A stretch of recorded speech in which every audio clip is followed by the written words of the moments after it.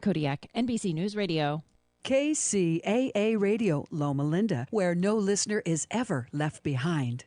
You're listening to an encore presentation of this program, KCAA, the Inland Talk Express.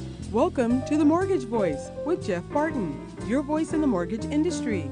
Each week on this program, Jeff and his guests share their expertise, personal anecdotes, and the latest industry news to keep you in the loop. Now, to provide you with insight and help you navigate the consistently changing world of real estate lending, here is your host for The Mortgage Voice, Jeff Barton. Welcome back, everybody. I am Jeff Barton, your voice in the mortgage industry. Thanks very much for listening to the show.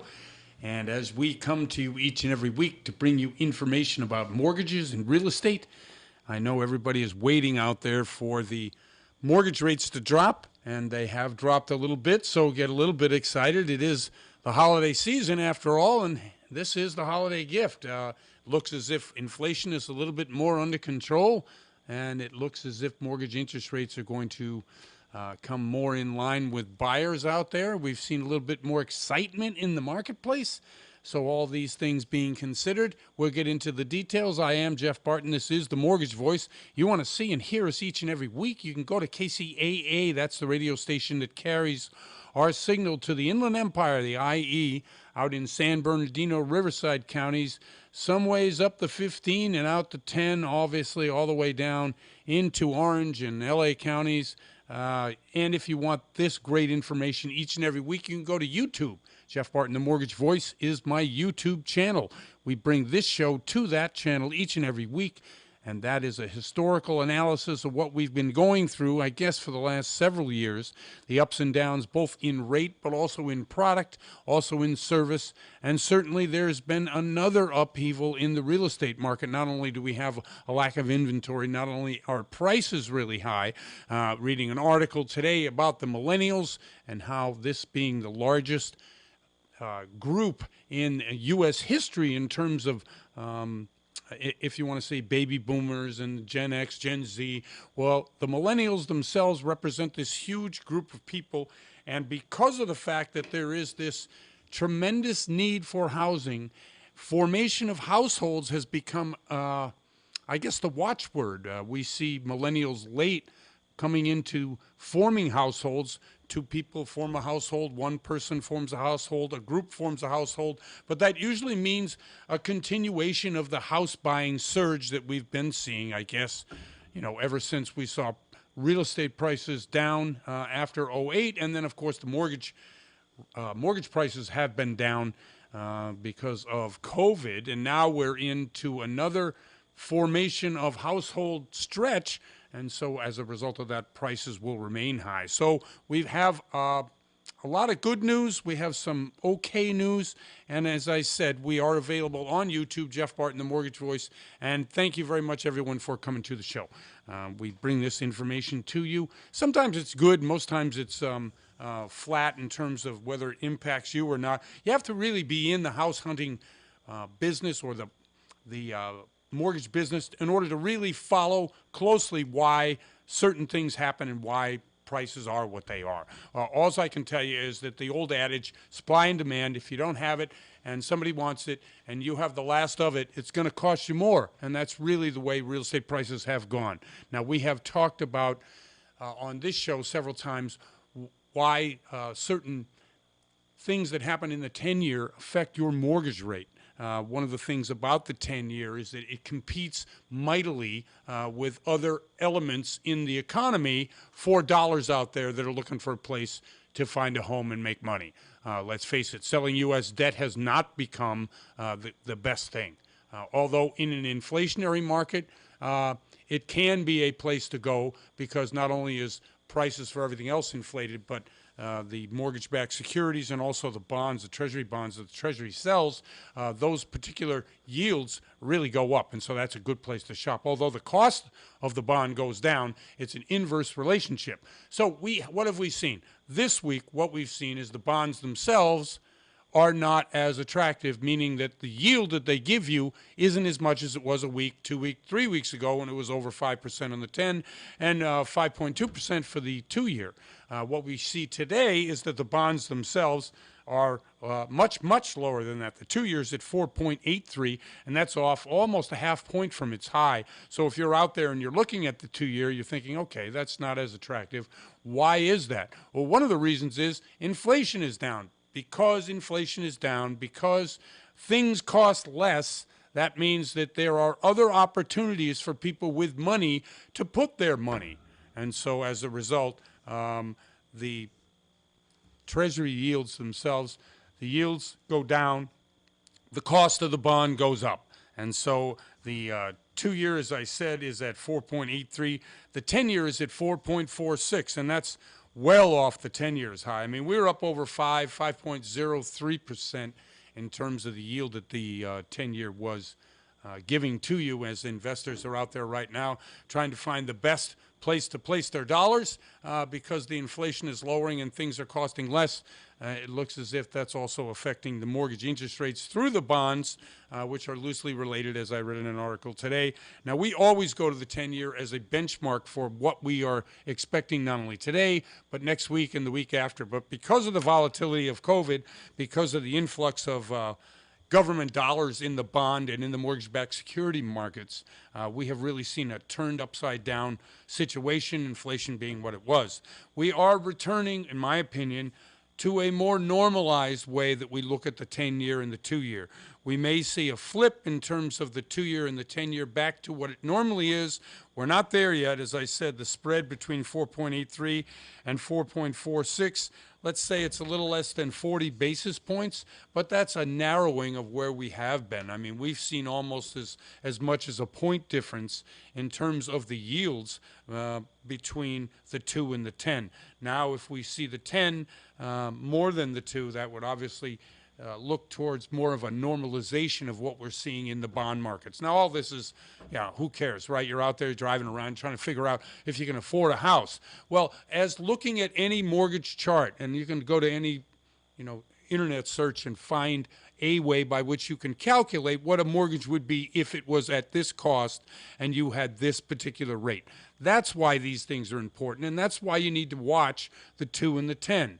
The reason being is because it really directly affects your mortgage rate. Now, another thing that we always look at when we talk about prices is the oil price. Oil prices here in California have really come down. We see nationally, West Texas Intermediate is at $78.50. That's really come down. And one of the reasons for that is obviously there's a switch from summer to winter type fuel, which always brings the price down, and of course the wars that are overseas killing demand. China also, their particular economic problems, which we've chronicled on this show for 2 or 3 years, Evergrande and Country Garden and a number of the other real estate firms in China, which have really wrecked that particular country's economy. And we don't really see a way out unless the central government wants to pump dollars in, not dollars, but yuans in. And if they do that, you're going to see inflation in China really hit a hard times, which would mean the dollar to the yuan would be in the dollar's favor. And obviously that's not something that Xi and President Biden want. They're meeting today up in San Francisco, and anybody who is listening to the show will understand that that is a significant event in that the two people really don't get along and haven't gotten along. But because the world is the way it is, having people represent one another in a public forum, even if it's just to shake hands, makes people a lot calmer. Let's face it, China and the U.S. and the Russians all have a lot of nukes, and nobody wants to see that particular nobody wants to see that. So getting together and saying hi is a good thing.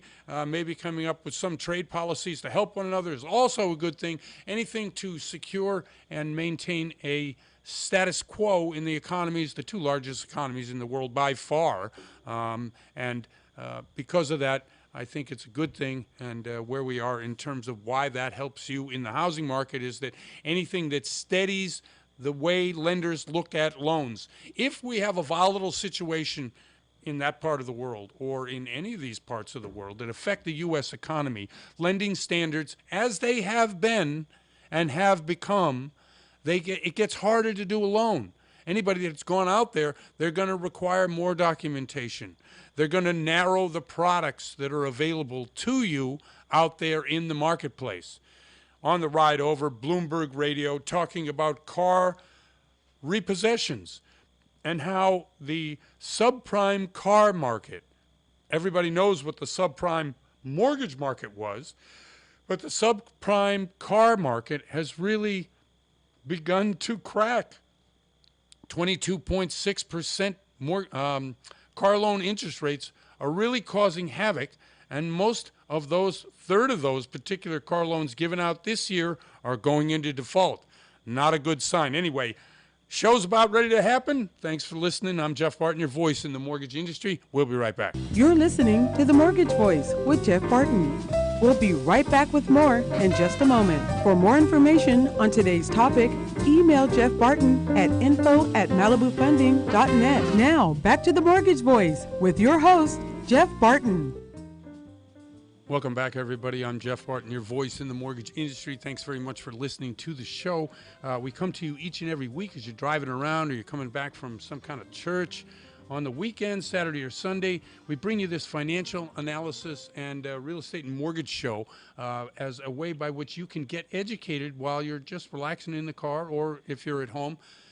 We bring all this information to you, a flood of it, each and every week. Sometimes it's over my head and I'm the one talking about it. No, just kidding.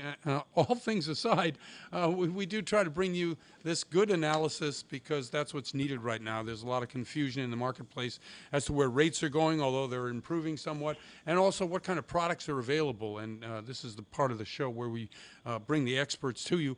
Josh Thompson joins us, who's been with us before on the show in a number of different capacities, and he'll talk about a little of those today. Josh, how are you?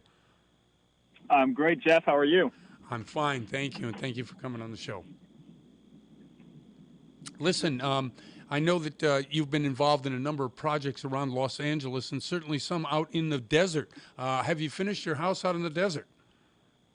Oh, it is almost, probably 2 weeks away from being done. I am going to look at it on Saturday, actually. So finishes and flooring have been installed. We're just kind of finishing everything up to get the final sign-off. So I'm very excited about that. Now, your business is twofold, right? You do loans for residential mortgages, and you do a lot of development. This single-family development itself was a sort of a love project for you in that you saw a lot, you loved it, you envisioned a house on it. Give us a little explanation as from soup to nuts how the experience was for you, and would you do it again? Oh yeah, I would. I'm actually planning to do it again once this one is done.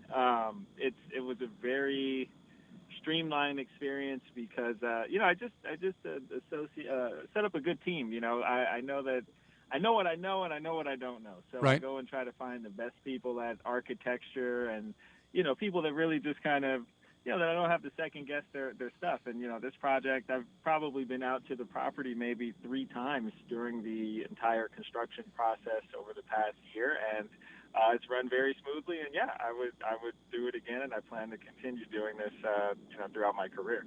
Now, you talked about that in oversight and making sure that you get the right people in place so that you don't have to play babysitter. How do you come to that conclusion that you can trust somebody in this business? Yeah, number one, looking at their portfolio of work that they've completed, that's always a good test. Talking to even, some references of people that they've worked with in the past to hear what the feedback is. So, the team that I have up there in the desert, I've known the guy for quite some time, and I've done some of the construction loans for some of the people that he's worked with before working with me. So, I really knew a lot about him and saw the process and how he handled things. So that really made me feel comfortable with him. But yeah, I think just the track record is everything, and talking to some references, and a lot of people sometimes get a sticker shock, right? Especially from architecture prices from a really good architect or Sure. something like that. But I'll tell you, it's the times that I've gone the cheaper route, with maybe the guy that's not as decorated as a, performer, that it's always meant trouble in the long run. So yeah, I think there are places where you can definitely cut costs and cut corners, but the architect and the general contractor are two places where you do not want to do that. So. Okay, so give us an idea, a general rule of thumb as to how you finance these things. Where do you go to get that kind of financing? As you said, you have done this before, and are you always looking for sources, or is there a go-to sort of person that you always use? Yeah, there's different ways. It depends on the kind of project it is, right? So ground up construction is one category, Right. versus something that just needs renovation, which they call that a fix and flip kind of a deal, right? So Right. fix and flip. I mean, there's a ton of lenders out there, but I typically go with private money on those. So these are just private lending institutions. Sometimes there are even individuals that will lend money on these kinds of deals, and they can give you very high leverage. It is at a higher cost, and it's a short loan term, but limited documentation required, and you can actually close transactions, within 2 weeks using this kind of financing. So definitely I go with those for fix and flip. Ground up, it just depends on what the use of the property is going to be, because I tend to before rates were so high, right? Banks were doing pretty good deals with construction. A lot of regional banks were great with construction lending. Now, not so much, since rates are higher. I mean, banks are usually at prime plus 1.5 or plus prime plus 1 on a construction loan, and now prime is at like 8.5%. So they're running in tandem with private money and hard money loans, and a lot of regional banks have just pulled out of construction lending altogether. So there's still great programs for owner-occupied construction lending and second home construction. That's what I used for the project out in the desert. But that qualifies you, based on tax returns and all that stuff. So it just depends. If you can fit the mold of one thing, and the use of the property is going to have like a consumer kind of use to it, whether it's owner-occupied or secondary residence, then I would definitely advise, going through like the bank financing. There's a plethora of banks, Flagstar, a lot of banks that Malibu uses, U.S. Bank, that have a great product that's priced really well. And then if it's going to be, investor and spec home kind of stuff, then always, look for the private money sources and, hard money loans that are out there. Do you see funds or, funds availability or the ability to get loans from regular institutions harder now than they have been? And conversely, is it also harder to get loans in hard money deals? It's actually, well, I'll say this. It's a lot harder from institutions all around, right? I think underwriting guidelines have gotten so much more tighter with institutional lending than they previously were. There's a ton of overlays and just new stuff that's come up that wasn't there before. Now, when you're in the world of private lending, not so much, and hard money lending, not so much. I mean, a lot of lenders have kind of tightened up their parameters, right? So, previously lenders that may be lending up to, $15 million, they may cap their loan amount at $4 million, but typically their requirements are still pretty loose and lenient. And I think it's just because they are getting a much higher yield than still the institutional lenders in terms of the interest rate they're charging. So I think they're still in the business of taking more of a risk for the higher return. So that world is still pretty relatively not as hassle, not as much of a hassle to get a loan as an institutional lender. Okay, so we got a couple of minutes left. I want to drift over to what you're doing in Inglewood. Did you ever get that project finished? And if you could just describe a little bit of what that is and how you're working that project for the audience here. Oh, yeah. So that one is 20 houses, 20 small lot houses that I've been doing ground up out there. And that one I have, private lender that funded that project. It's a construction budget of close to $13 million. And it's we're actually framing that. We just started framing. Oh, great. So that is some progress. Yeah, this one has been slow burn on this one. I've mentioned before on the show that we got into some issues with a storm drain underground that no one knew was there. So it definitely kind of set us back a little over a year.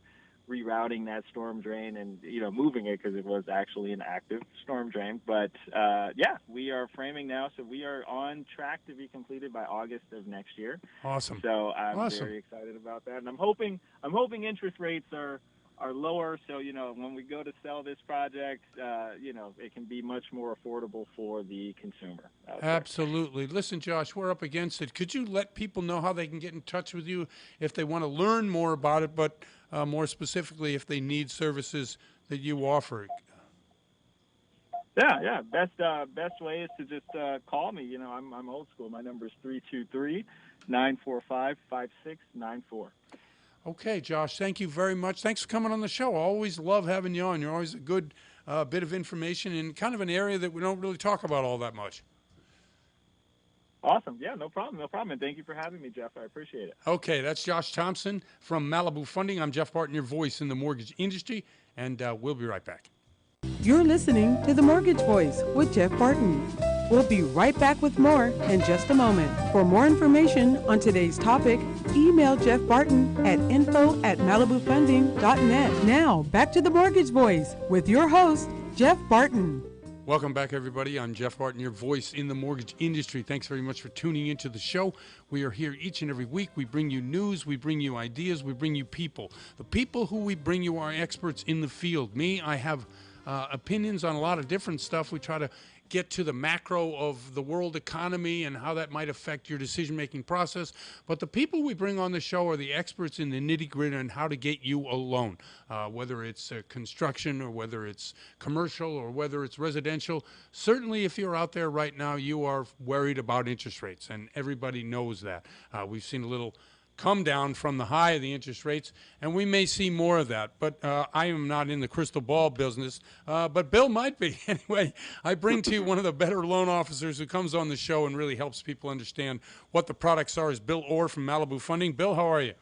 I'm great, Jeff. How are you today? I'm fine, thank you very much. And Bill and I were talking a little hockey off the air, Right. And I like the way hockey players compete. I like the way that they seem to always be upfront with the violence in their sport, but at the same time, the fair and honest way by which we have to watch it and which it's regulated. It's kind of like the mortgage business in that we too have, sometimes it gets a little nasty out there, but tell us a little bit about what's happening in the mortgage business, where the loans are, where the products are, and what you're seeing about that.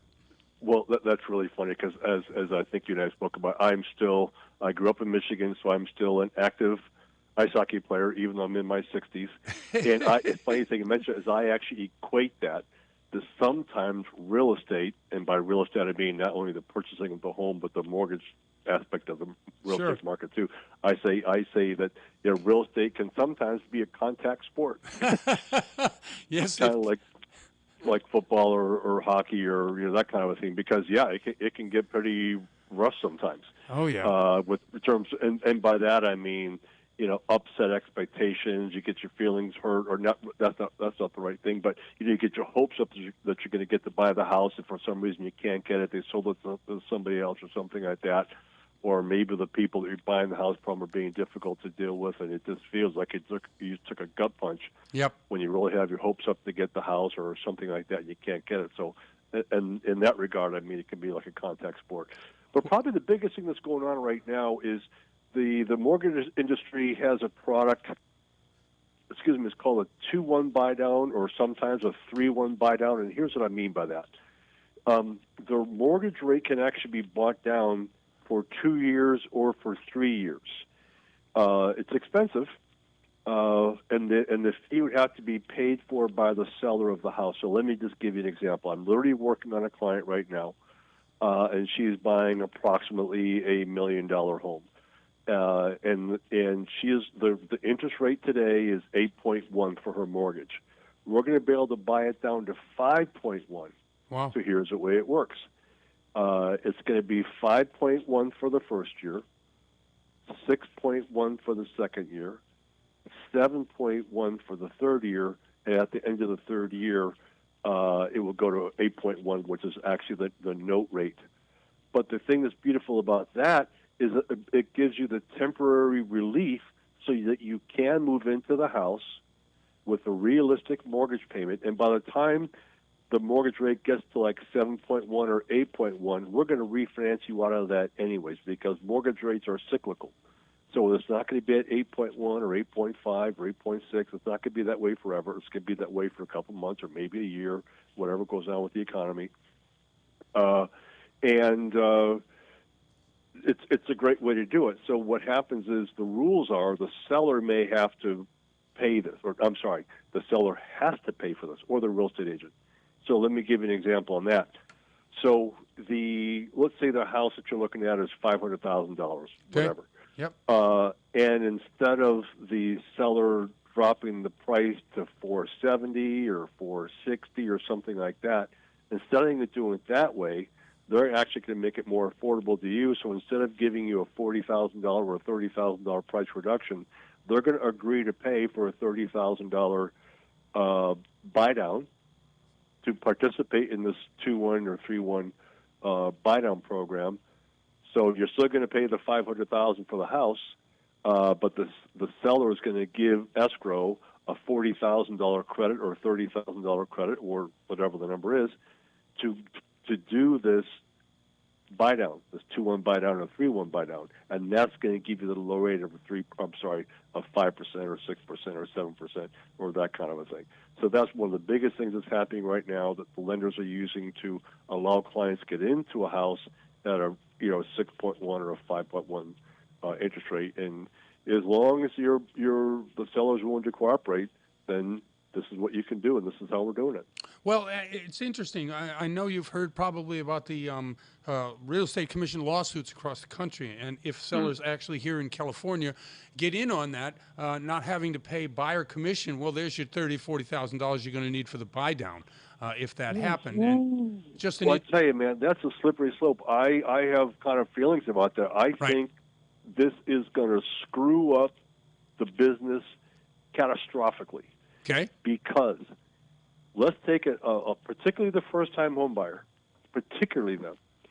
A lot of clients, they're robbing Peter to pay Paul, getting a loan from the National Bank of mom and dad, cousins helping them. They're doing everything they can to barely get to their first home. Their first time home, right? Their first home. So they barely got enough for down payment and closing costs, and then wait, I have to pay another 2 or 2.5% of the purchase price to the buyer's agent? Well, no way. This the interesting thing. Outside of FHA, where you're allowed a certain amount of credits, right up to 9% actually, where you might be able to borrow the money for closing costs, borrow the money for real estate agent commission. If you're in a loan, in a real estate deal that is just conventional, and like you just say, you're squeezing every dollar. I agree with you. I don't know who's going to pay for the buyer's agent. It's just going to end up that the seller's agent is going to have both sides. And that's usually the way it works, right? Because the seller's not going to want to pay. I think it's horrible because now, think about this. If I'm a first-time buyer, or even, look, you and I do this for a living. I've been doing this for 27 years. Right. So we know the ins and the outs and blah, blah, blah. But even for somebody who's maybe they bought 5 homes in their life, they still don't do it for a living. Right. And they're not going to know so what's happening is they need somebody to represent the buyer and their interests. The problem with buying from the listing agent is the listing agent is contractually bound to negotiate on behalf of the seller, not the buyer. No question about it. So you're doing business with somebody who's not looking out for your best interest or looking out for the seller's best interest. It's a problem, man. I'm telling you, it's a problem. I think it is a problem, and I think it's going to upset the apple cart. I'm just looking down the road. There's no way a buyer is going to come up with the money. They're just going to say no, and the seller is going to say, I'm not paying for it either. So it's going to come down to exactly the scenario you say doesn't represent the buyer, which I 100% agree. That's what's going to happen. You're going to find less agents, less buyer's agents, unless you've got a well-heeled client who doesn't care. They just want to use you. The good news is it's not going to happen for a while. I'm sure this will get stuck in court for another several years, and it would not surprise me if this goes to the U.S. Supreme Court because I'm sure the NAR is not going to back down on this. Well, the thing with CAR, now they come up, now everybody who's listening is going on, okay, NAR, CAR, okay. NAR is the National Association of Realtors, CAR is California Association of Realtors. They have all been accused, and they are in cahoots with a certain number of brokers and brokerage companies to fix prices. That's what the lawsuit is about. And it's spread and it's going all over, meaning that 6% or 5% commission, they are conspiring to keep that so that the buyer's agent can get paid on a 50-50 split, which is usually how it works. Will it work that way is the question. And so as Bill and I talk, this is going to affect everybody in our business. Everybody. Because somebody's got to pay the buyer's agent. Who's going to be? Yeah. You know? Yeah, it's a big issue, and a good agent can just save your behind big time. Absolutely. Because people think, oh, the real estate agent, they just find your house. No. There is so much work that these agents do in the middle of the transaction. Yep. There's a problem with the inspection. The seller's being a jerk.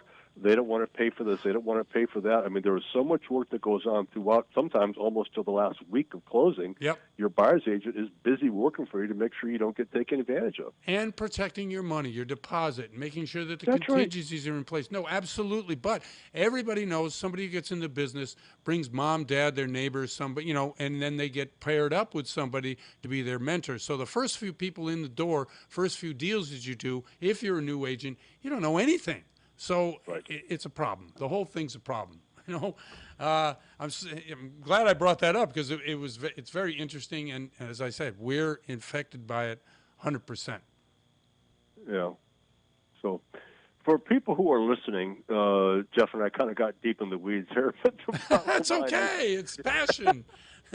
Listen, we're up against it too. I'm out of time. So okay. So tell people how they can get in touch with you. That'd be great. Thank you. Okay. Yeah, sure. So if you're interested in buying a house, either your first time or you've done this before, and you want to speak with somebody who's been doing this for a while, I've been doing it for 27 years. I've seen most things come down the pike. I'm sure I can help you. So again, my name is Bill. My last name is Orr, O-R-R, and my phone number is 818-406-4744, or I'll repeat it again, 818-406-4744, and no matter where you're listening, do not get discouraged by my 818 area code. I do transactions to help people buy all the way from the Mexican-California border all the way up to Sacramento and Eureka. So anything in California I can help you with. Bill, thank you very much. I really appreciate that. We got to extend the interview next time. Okay, thanks so much. Thank you very much. That's Bill Orr from Malibu Funding. I'm Jeff Barton, your voice in the mortgage industry, and we'll be right back. You're listening to The Mortgage Voice with Jeff Barton.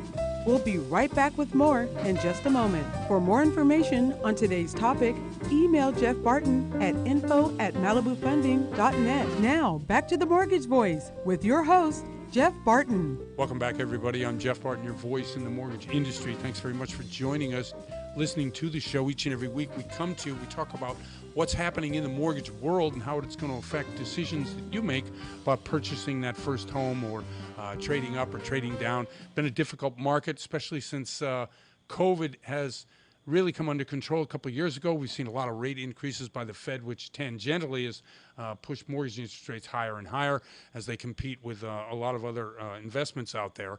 Trying to get a return for an investor at 3% is not as easy as it is at 7 or 8%, and that's why you see mortgage interest rates where they are. But joining us is really an expert, way more than I am, is Chris Piney from Broker First Funding, and he joins us now. Chris, how are you?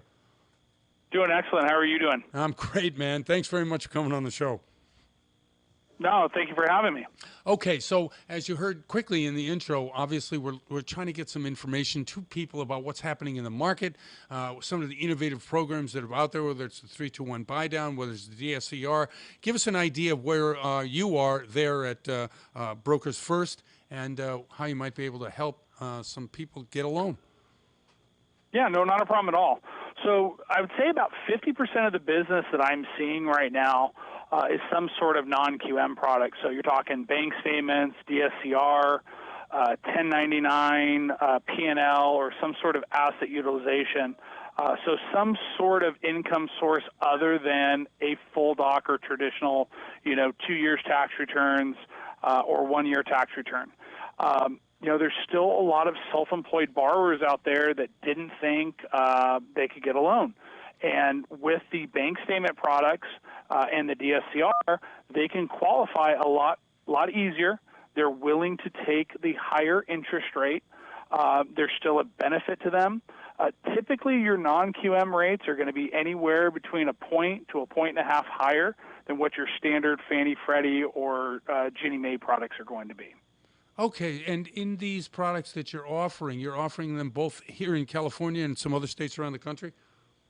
Yeah, we're licensed in about 27 to 28 states right now. Okay. So yes, where the bank statements really come in handy is that you ask your customers for their most recent 12 months business bank statements or 12 months personal. So some of the nice functionality by partnering with a company like myself is that we'll analyze those 12 months bank statements and we'll give you an income figure, and then you can kind of tell right out of the gate what the borrower qualifies for, making sure that you put them into the best loan product and you don't overextend them.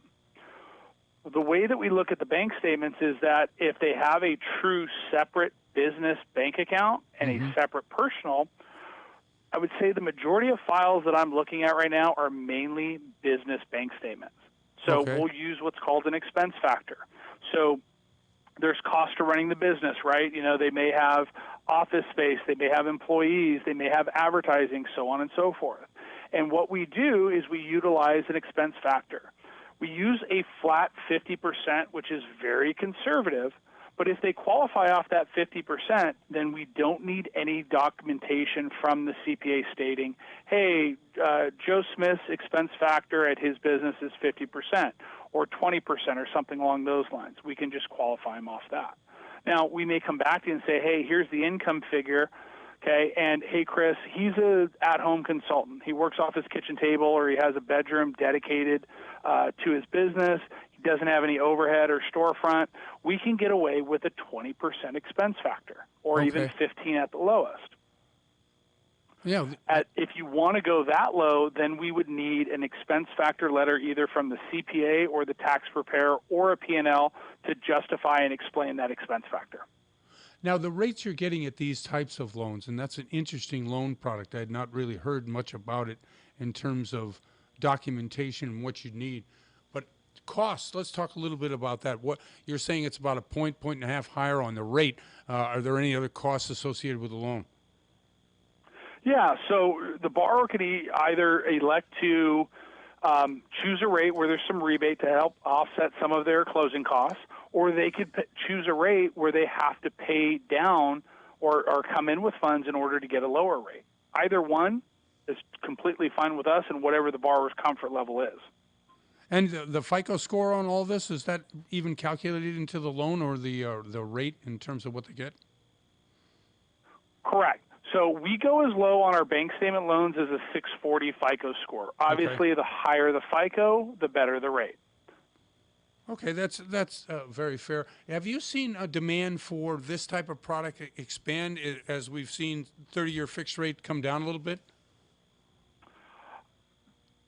I think that anyone that's looking to buy a home and they see the value in real estate like many of us do, kind of my joke or my little stick on it is that, the short-term pain of the higher interest rates is a bigger-term gain in terms of their real estate portfolio expanding and increasing in value. If you kind of look, or you're a history buff of the business, if you kind of take out or look at a 30 or a 40-year look back, especially in Southern California where we are, you see the high highs and you see the low lows. But when you do a 30 to a 40-year average, you're looking at anywhere between a 6 to an 8% annual appreciation rate on average. So real estate is still a phenomenal investment to help you, whatever your goal is, or if you want to pass things down to your children. It's a huge wealth builder for you individually and the family. So each year, your company, as most people do who are in the business, they look at the market. What's out there? What can I go get? Where are the next loans coming in from? What are your group, or what do you personally see out there as the potential? I talked earlier in the show about this huge buying group, the millennials, and how a lot of them are forming households for the first time determine why that might affect home prices going into the future. What are you all looking at when you're looking at your future business and where it's coming from? Yeah, you always have to be looking at what is the next generation doing. Right. And the millennials, they have a different buying pattern or buying motivation. They're very tech oriented. They're looking at things online. They're not as face to face or maybe phone type people. But again, if the family unit is saying, hey, this is a good investment, this is something that we need, our family's expanding, we're in a 2-bedroom apartment, right, and we need more bedrooms, always be looking at real estate because A, it helps your family, but B, again, it's a good long-term investment, especially if you're looking at buying and holding. No, I agree with you 100%. And so what you're saying is obviously the millennials in this group, reaching them is a little bit different than saying reaching the boomers or some of the other Gen Z, Gen Xers. What do you do? Are you strictly with brokers only? Do you have a retail shop? What are your expansion plans in terms of, like I say, growing business? Because that in turn reflects on the industry as a whole. If you're growing, that means that the industry is probably growing. How do you look at it? Everyone's business model is a little bit different, but yes, okay, when you're talking about the millennials, they react more to your Facebook ads, your LinkedIn, your TikTok, some of these tech-oriented platforms to help get the word out there. Hey, if you're in this situation, I can still help you. I can still help you get a loan. You can still cash out. You refinance your house, so on and so forth. So you've got to be looking at what is getting the biggest bang for your buck. I've known a lot of brokers, and Jeff, you've probably done this yourself, where you spent hundreds of thousands of dollars on mailer leads, and they may not be the best investment right now. Right. You may have to go over to a digital platform.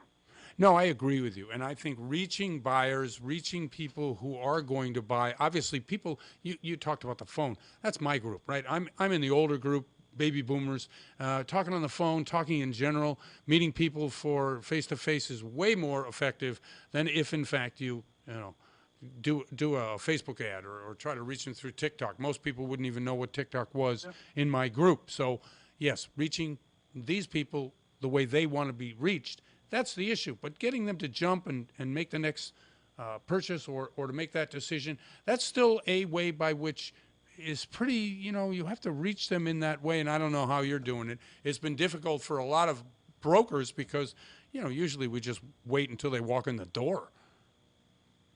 Yeah, no, it is a different sales technique. When I first got into the business in 2005, in the wholesale side, I'd been in the business previously down in San Diego, but my sales was all phone based, and right. you kind of developed a little bit of a different model where I'm spending so many days out in the field, touching customers, touching clients, and kind of seeing what their needs are, listening to the feedback that I get from them as to what is making sense for them, okay, and what I can do to support them and help them grow their business. That's my biggest thing that I do on a daily basis is what value add can I give to a guy like you, Jeff? My 23 years in the business, you talk about non-QM, and I really call that situational-based lending. But someone who's seen the market crash of, 05, 06, 07, 08 and kind of saw what happened there, this market is completely different. We are not giving out loans as easy. After that crash, we had a pretty high standards. Right. And we stuck to it. And any decline in the market is not because of lack of credit or lack of credit worthiness.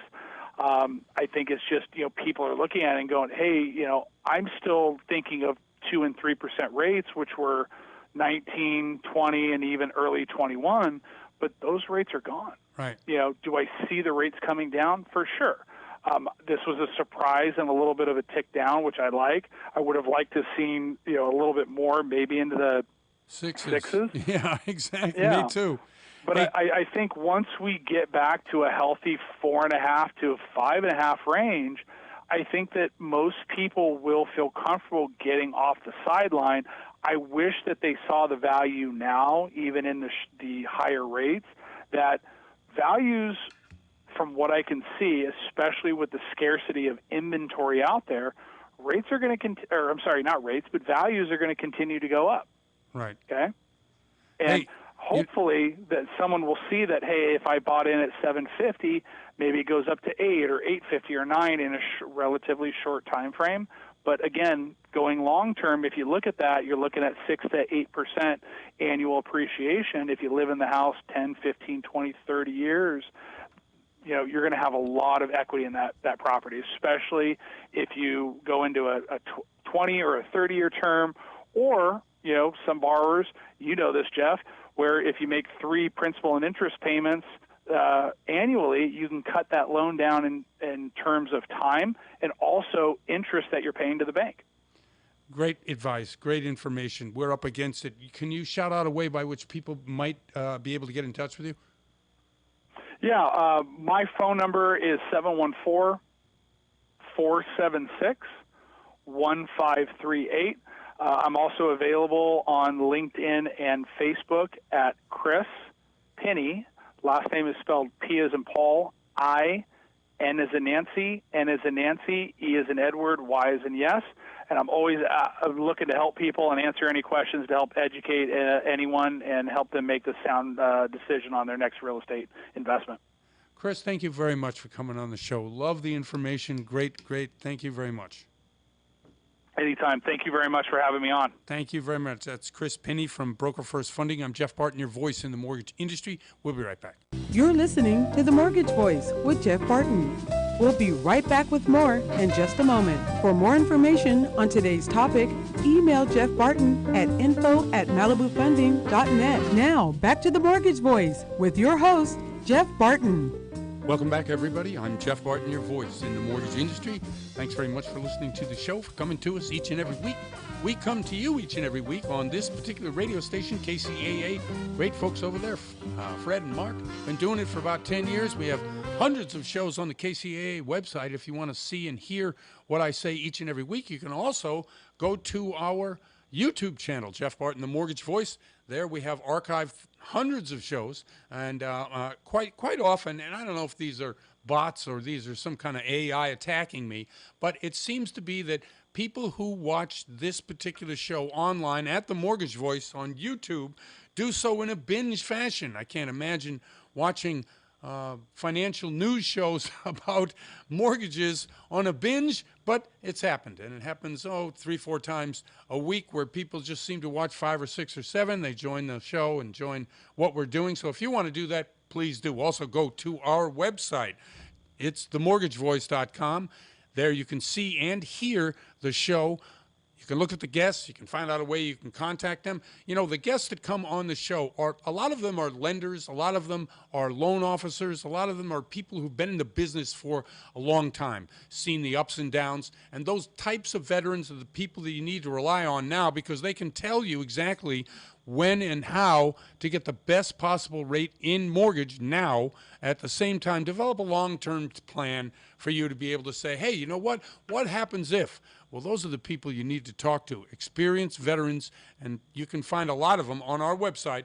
It's themortgagevoice.com. Okay, I am Jeff Barton. This is The Mortgage Voice, and thank you very much. Let's look at a couple of rates here, because we talked about it a little bit earlier in the bond prices, earlier in the show. The 30-year fixed rate is at 7.4. Now, it wasn't so long ago that 30-year fixed rate was 8.5%. Maybe 3 weeks, 4 weeks. Well, we're now down at 7.4%, which is a tremendous advantage to you. If you consider a $100,000 loan, 1% of $100,000 is what? $1,000. Okay. So divided by 12. Let's divide it by 10, even though it's not quite accurate. So that's $100 a month. So if you look at a $100,000 loan, every percentage point increase in the rate charges you another $100 per 100,000. So let's just keep it at 100,000. You have a 5% loan at 100,000. 5 times 100 is $500. That would be your mortgage. Well, no house out there, no house anywhere that I know of is $100,000. Standard price out there in San Bernardino, Riverside counties, yeah, you know what it is out there. It's 5, 6, 700,000. So if you're looking at 1 percentage point, meaning $100, you've got a percentage point on $100,000 would be $800. On $500, that'd be times 5. That'd be $4,000. So you can see if you cut that rate down by even a half a point, you're going to be saving $50 to $100 a month.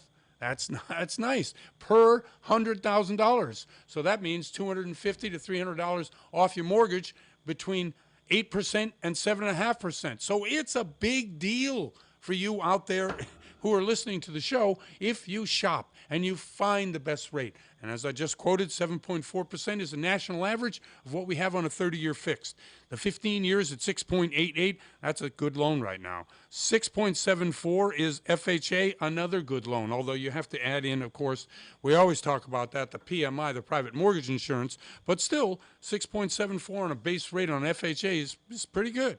The jumbo is not pretty good. It's at 7.80. Still don't want you to do those jumbos. And, of course, the 5/1 ARM is at 7.08. It's kind of in the middle. It's not so great. It's not so terrible. If you're on a short-term, I guess, buying plan where you buy something and sell it within 5 years, it's okay. It's not great, but it's okay. And let's see. Yes, I have down here as a note, October 23rd, it was over 8%. So, as I said, you've just saved yourself over, $300 to $500 a month just by the fact that, over time, the rates have come down. Now, the magic question everybody wants to know, and they always ask me, when will rates go back down to whatever they were 2 years ago? Well, they'll never go back down that. Not unless we have a, Pandemic 2, that's the sequel. And no, I don't think it's going to happen, and I don't think it should happen. I mean, what we have really is a realistic marketplace. What we had at 3% was an inflation nightmare waiting to happen. We coupled not only low interest rates between interbanks that the Fed was charging a quarter point, but we also had artificially low rates in the mortgage business because that's the way it happened when we were buying monthly billions and billions of dollars of mortgage-backed securities and U.S. Treasuries. Now, those particular investments are rolling off. What does that mean by rolling off? It means that as maturities come to fruition, i.e. you bought something a couple of years ago, it was supposed to be mature at 2024, it comes 2024, they basically get purchased and that money is not reinvested into more bonds. So what happens is money comes out of the economy, and therefore that also helps lower inflation. That's why we won't see these types of lower interest rates at 3%, 3.5%, 4%. Now, we may get down into the high 5s, the low 6s. Yeah, I can see that happening again. But usually it takes a recession, it takes some calamity that people need a boost in order to get to that. Okay, let's look at a couple other statistical analysis of what we're talking about. The GDP, as everyone knows, in the third quarter was at 4.9%. Now, it may get revised, but that's a big number. I mean, almost 5% GDP growth in the U.S. That's smoking, really. One of the things that did come out this week was the inflation report. I've alluded to it a little bit here. The CPI rose 3.2% in October, year over year. Now, that's the lowest it's been since forever ago. Now, we're heading towards 2%, which is the target that the Fed wants. Now, one of the curious things, and this is a quick aside, when we were, this is 4 years ago, 3 years ago, the Fed wanted to up its inflation target to 3%, on an average to be 2.5% to 3%. Now we're back down to wanting it at 2%. How did that change, and why did it change? Why did we go from a bias of the Fed wanting inflation to be higher to now where they are back down to 2% inflation is where we want to go? I don't know. Nobody's ever answered it, but I've never even really heard anybody talk about it on any of the financial shows, CNBC, Bloomberg, any of these shows that you listen to. I listen to. I'm sure everybody driving around in the car probably finds stations like KCA to listen to a financial analysis show and tries to figure out exactly why things are what they are. I can't figure it out. I don't know what the analysis is. We sort of live in the moment for statistical analysis and viewpoints from what's happening right now, which is a lot of the data that we talk about on this show really is not forward data, it's backward data, meaning that these things have happened. This is where we've come from. Where we go in the future is based on just projections and charts and the history of the way things are. Okay, 6.7% year over year. Core inflation, without food and gas, of course, it's up 4% year over year. That's still a pretty low number. Although, as I said, looking at that 2%, if we were looking at the 3% number, this wouldn't be so bad, right? And I really think it's really not that bad either. Okay, so let's see. 6.7% up is the year over year shelter index. Now, the shelter index, think about that for a second. What does shelter index mean? It means your house, you're renting something, and anything other than, driving around and pitching a tent. If you live in it, that's shelter index.